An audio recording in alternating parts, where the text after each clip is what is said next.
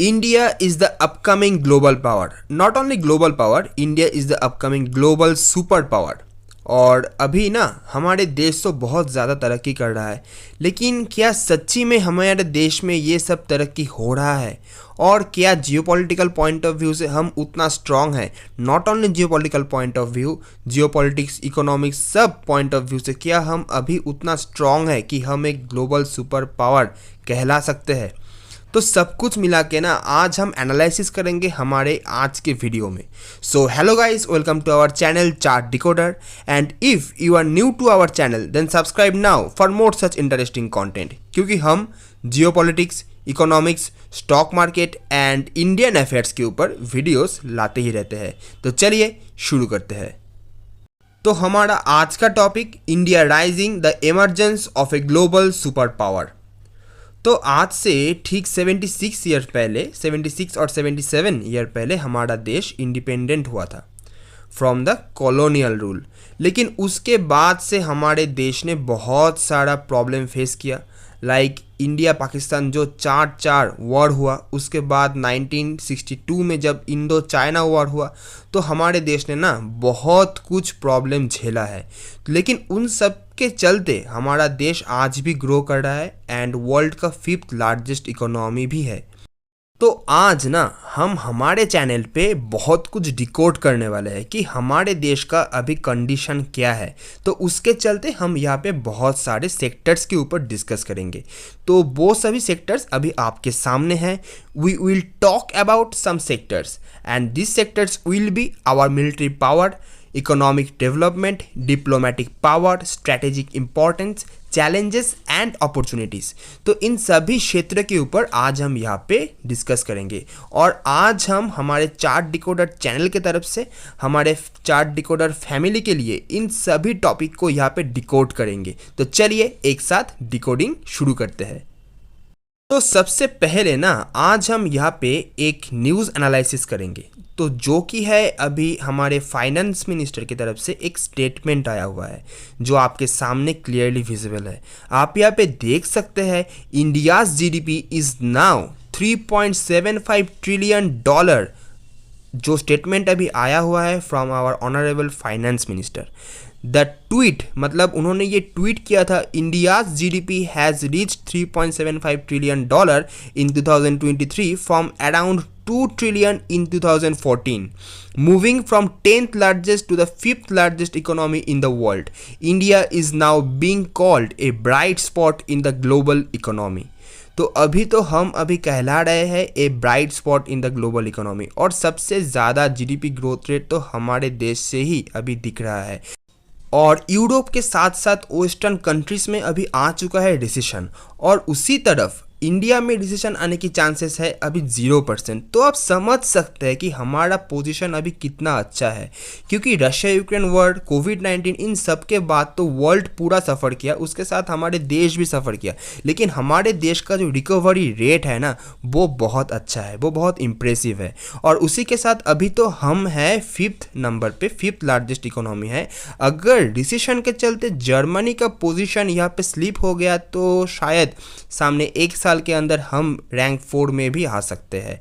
और हमारे देश तो ग्रोथ शो कर रहा ही है, तो उसके चलते तो हमारा जो पोजीशन है वो आज नहीं तो कल डेवलप होने ही वाला है। और ये तो हम सभी देशवासियों का एक सपना है कि हमारा देश का जो जीडीपी रैंकिंग है वो हम रैंक 1 पे पहुंच जाए। और इसके बाद और एक न्यूज़ के ऊपर हम यहाँ पे डिस्कस करेंगे, वो है मॉर्गन स्टैनली की तरफ से ना अभी 1 महीने के अंदर एक कमेंट आया था। वो कमेंट क्या था, India transform in less than a decade. Morgan Stanley की तरफ से ये वाला स्टेटमेंट आया था। मतलब आप समझ सकते हैं, इतने बड़े इंस्टीट्यूशन की तरफ से जब इतना बड़ा एक स्टेटमेंट आता है कि इंडिया लास्ट डिकेड के अंदर बहुत ज़्यादा ट्रांसफॉर्म हुआ, यहाँ पे बहुत ज़्यादा डेवलपमेंट हुआ और वर्ल्ड स्टेज में इंडिया एक पोजीशन में आ गया, तो ये तो हमारे देश के लिए एक बहुत इम्पॉर्टेंट फैक्टर है। क्योंकि यहाँ से क्या होगा ना, यहाँ से जो फॉरेन इन्वेस्टर्स है वो हमारे देश की तरफ आकर्षित होगा और उससे बहुत ज़्यादा हमारे देश में वो लोग इन्वेस्ट करेगा। तो उसके चलते तो हमारे देश का इकोनॉमिकल डेवलपमेंट में एक तेज़ी आएगा, एक ग्रोथ आएगा। और अभी हम इकोनॉमी के बाद डिस्कस करेंगे हमारे मिलिट्री पावर के ऊपर। Head to head India's fire power against China and Pakistan. ये तो हम सभी को पता है कि एशियन रीजन में हमारा दो दुश्मन है, एक है चाइना, दूसरा है पाकिस्तान। और अगर इन दोनों देशों को हमें एक ही साथ काउंटर करना है तो हमारा मिलिट्री पावर तो बहुत स्ट्रांग होना चाहिए।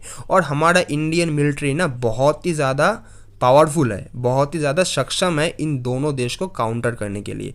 और उसी के चलते जो एक इंडेक्स आता है ना, ग्लोबल फायर पावर इंडेक्स, वहाँ पे अभी इंडिया का रैंक है रैंक 4 पे, जो कि पाकिस्तान से ऊपर है और चाइना से एक स्टेप नीचे है।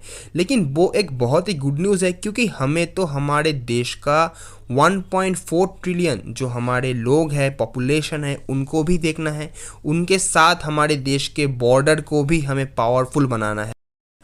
और अभी हम बात करेंगे one of the most important factor के ऊपर, जो कि है हमारे देश का स्ट्रेटेजिकली इम्पॉर्टेंट लोकेशन। क्योंकि आप यहाँ पे मैप में देख सकते हैं कि हमारे साउदर्न पोजीशन पे है इंडियन ओशन, और हमारे वेस्टर्न साइड पे है Arabian sea, and eastern side पे है बे ऑफ बंगाल। और इन सभी से घिरा हुआ है हमारा देश इंडिया। और यहाँ पे एकदम ठीक ईस्ट में आप यहाँ पे देख सकते हैं, यहाँ पे है स्ट्रेट ऑफ मलक्का। तो इस मलक्का स्टेट के ठीक सामने है हमारा अंडमान निकोबार, जो हमारा एक जीता जागता एयरक्राफ्ट कैरियर है। तो आप समझ सकते हैं अंडमान निकोबार से हम इस वाले मलक्का स्टेट के ऊपर पूरा अपना नज़र रख सकते हैं। और दूसरी तरफ यानी कि लेफ्ट साइड में, मतलब वेस्ट में, आप यहाँ पे देख सकते हैं, यहाँ पे है गल्फ़ कंट्रीज़। और गल्फ़ कंट्रीज़ के साथ तो हमारा जो कनेक्शन है वो सीधा कनेक्शन है, एकदम डायरेक्ट कनेक्शन है। तो हमें बाहर से फ्यूचर में भी तेल मिलता रहेगा। और उसी के साथ वर्ल्ड का जो ऑयल का एक्सपोर्ट इंपोर्ट चलता रहता है ना, वो होता रहता है सुएज़ कैनाल से। और सुएज़ कैनाल जो कि कनेक्टेड है विथ रेड सी, और रेड सी जो कि गल्फ ऑफ एडन से कनेक्टेड है विथ द अरबियन सी, और जो कि हमारे इंडिया के एकदम बगल में है। तो ये तो हमारे देश के लिए एक बहुत ही ख़ास बात है कि हमारा देश का जो पोजीशन है वो स्ट्रेटेजिकली बहुत ही इम्पॉर्टेंट है। और उसी के साथ अभी जो बात चलता है इंडो पैसिफिक के बारे में, अगर किसी भी देश को इंडो पैसिफिक में हक जमाना है तो इंडिया के बिना वो तो पॉसिबल नहीं है। चाइना जितना अभी बोलता रहे कि इंडो पैसिफिक नहीं होता है, यहाँ पे एशिया पैसिफिक होता है, लेकिन अभी वर्ल्ड मान चुका है इंडो पैसिफिक को। तो आप समझ सकते हैं इंडिया का स्ट्रेटेजिकली इम्पोर्टेंट पोजीशन हमारे जियोपॉलिटिकल पावर के लिए कितना इम्पोर्टेंट है। और अभी हम बात करेंगे चैलेंजेस एंड अपॉर्चुनिटीज़ के ऊपर। जैसा कि आप सभी को पता है कि हमारे देश पे सभी रिलीजियन के लोग यहाँ पे रहते हैं, और उसके साथ उनका तो लैंग्वेज भी डिफरेंट है, लेकिन वहाँ पे ना एक यूनिटी है, यूनिटी इन डाइवर्सिटी है, वो हमारा स्ट्रॉन्ग पॉइंट बनना चाहिए। और इसी के साथ जो पॉपुलेशन है, हमारे पास इतना ज़्यादा पॉपुलेशन है तो सभी देश इसको नेगेटिव वे में लेता है, लेकिन ये तो हमारे लिए एक पावर है, क्योंकि जब ज़्यादा पॉपुलेशन होगा ना तो उससे तो रेवेन्यू भी ज़्यादा कलेक्ट होगा और देश का इकोनॉमिकल ग्रोथ भी ज़्यादा होगा। तो आप समझ सकते हैं कि कैसे हमारे religion and our population will be our strongest point in future. और जैसा कि आप सब इस वाले स्लाइड पे देख सकते हैं, इंडियाज़ पॉपुलेशन 142.8 करोड़ इन 2023 क्रॉसेस चाइनाज़ पॉपुलेशन। मतलब अभी जो यूएन से एक रिपोर्ट पब्लिश हुआ है ना, वहाँ पे तो ये क्लियरली मेंशन्ड है कि इंडिया का पॉपुलेशन चाइना का पॉपुलेशन को अभी क्रॉस कर चुका है। तो आप समझ सकते हैं अगर हमारे पास इतना ज़्यादा पॉपुलेशन है तो हमारे पास तो इकोनॉमिकल ग्रोथ भी ज़्यादा होना चाहिए, क्योंकि ज़्यादा पॉपुलेशन मतलब क्या है, वहाँ से रेवेन्यू ज़्यादा होगा, वहाँ पे इकोनॉमिकल एक्टिविटीज़ ज़्यादा होगा, तो उससे तो देश को इकोनॉमिकल ग्रोथ में हेल्प भी होगा। तो आप समझ सकते हैं कि ज़्यादा पॉपुलेशन होने से कैसे हमें फ़ायदा हो रहा है। और यहाँ पे जो एक चिंता वाली बात है वो है हमारा डेब्ट, जो दिन पे दिन बढ़ता ही जा रहा है। और आप यहाँ पे देख सकते हैं इकोनॉमिक सर्वे 2023 इंडियाज़ डेब्ट to GDP ratio sees modest rise over 15 years. मतलब अभी हमारे देश का डेब्ट टू जीडीपी जो रेशियो होता है वो 84% के आसपास है।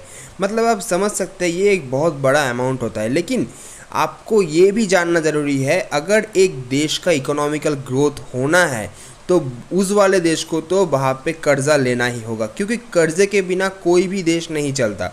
तो आप यहाँ पे एक बात क्लियरली समझ लीजिए कि हाँ, ये वाला जो कर्ज़ा है वो अमाउंट पे बहुत ज़्यादा है। अभी हमारा अमाउंट बहुत ज़्यादा हो चुका है, लेकिन एक देश को चलाने के लिए कर्ज़ा तो लेना ही पड़ेगा। तो इससे ना एक पॉजिटिव इम्पैक्ट ये आता है कि अभी हमें और भी अच्छे अच्छे काम करना चाहिए ताकि हमारा जीडीपी ज़्यादा हो, और उसी के साथ जो डेट टू जीडीपी रेशियो होगा वो घट सकता है। तो हमारा अभी टारगेट ये होना चाहिए कि कैसे भी कर कर हमारा जो जीडीपी है उसका रेट, उसका जो इंक्रीजिंग रेट है वो ज़्यादा से ज़्यादा हो। और जब हम बात करेंगे डिप्लोमेटिक रिलेशंस के बारे में और डॉक्टर एस जयशंकर साहब जी के बारे में बात ना हो, ये तो पॉसिबल नहीं है। क्योंकि अगर हमें एक ग्लोबल पावर बनना है तो हमारे फॉरेन पॉलिसी को भी बहुत ही एग्रेसिव होना चाहिए, और under the leadership of doctor S Jaishankar हमारे फॉरेन पॉलिसी अभी बहुत ही एग्रेसिव है एंड बहुत ही बढ़िया है। क्योंकि आप टीवी में देखे होंगे और यूट्यूब में आप देखे होंगे कि कैसे एस जयशंकर जी पाकिस्तान को, उसके साथ यूरोपियन कंट्रीज़ को, उसके साथ यूएसए को, चाइना को जवाब देते हैं। मतलब लाजवाब, मतलब उनका जो जवाब देने का तरीका है वो तो 100% मतलब हम सभी को अच्छा लगता है। और लास्ट पे मैं कंक्लूशन में यही बोलना चाहूँगा कि if we believe we can, अगर हमारे देश को हमें एक 10 ट्रिलियन और डबल डिजिट ट्रिलियन इकोनॉमी बनाना है तो ये काम हम ही कर सकते हैं, हमारे देश का यूथ ही कर सकता है। हमारे देश का ना 66% लोग ऐसे हैं जो अभी काम करते हैं, जो वर्किंग पॉपुलेशन है। तो ये तो एक हमारे देश के लिए बहुत ही इम्पॉर्टेंट फैक्टर है कि जिस देश का 66% मतलब 2/3 पॉपुलेशन वर्किंग फोर्स है, उस देश का तो इकोनॉमिकल डेवलपमेंट होना ही है। तो आप समझ सकते हैं कि if we believe we can and we will. तो इतना ही था हमारा आज का video. Thanks for watching, and if you like this video then don't forget to like, share and subscribe to chart decoder. मिलते हैं नेक्स्ट वीडियो पे।